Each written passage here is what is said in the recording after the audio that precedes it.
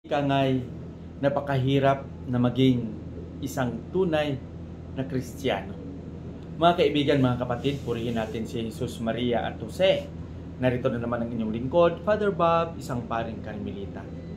Ngayon ay araw ng Miyerkules, nasa ika-6 na araw na tayo sa buwan ng Nobyembre, 2024.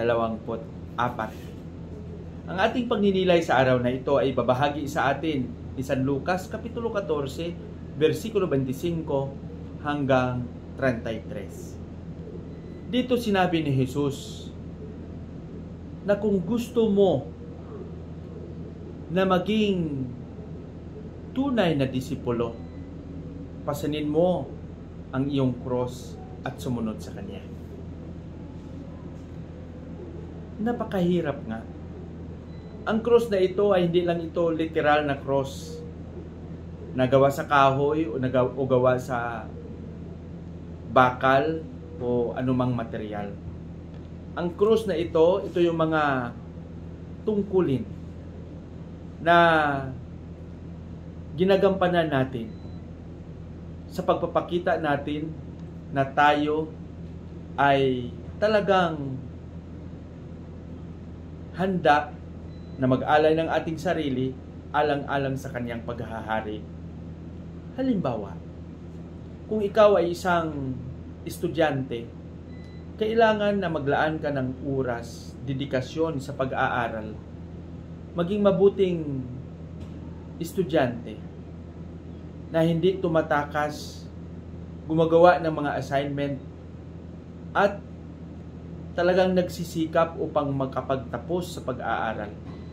Ang lahat ng mga sakripisyo na hinarap mo ay siya ring naging cross mo upang maabot lang ang tagumpay na iyong minimithi. Kung ikaw rin ay isang magulang, ang pagtupad mo sa iyong tungkulin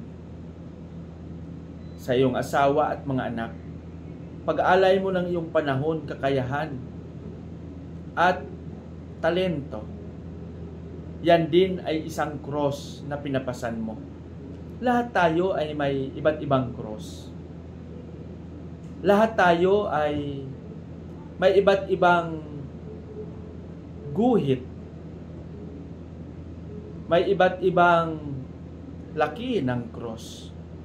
Yung iba napakabigat at sobrang napakabigat. At ang iba, posibleng napakagaan lang. Anumang klaseng cross ang mayroon tayo, kailangang akapin natin ito. Yakapin natin, mahalin natin, pasanin natin ito ng may buong kagalakan, may buong kasayahan, upang sa gayon ay maabot natin ang ating minimithi sa buhay, kasama ng ating paniniwala, pananalig, at panalangin. Nagabayan tayo ng Panginoon sa pagpapasa natin ng ating cross. Pagpalain nawa tayo ng Panginoon sa ating panalangin. Panginoong Hesus, turuan mo kaming mahalin namin ang aming mga cross. Pasanin namin ito ng may buong kagalakan na may pagtitiwala sa iyo. Amen.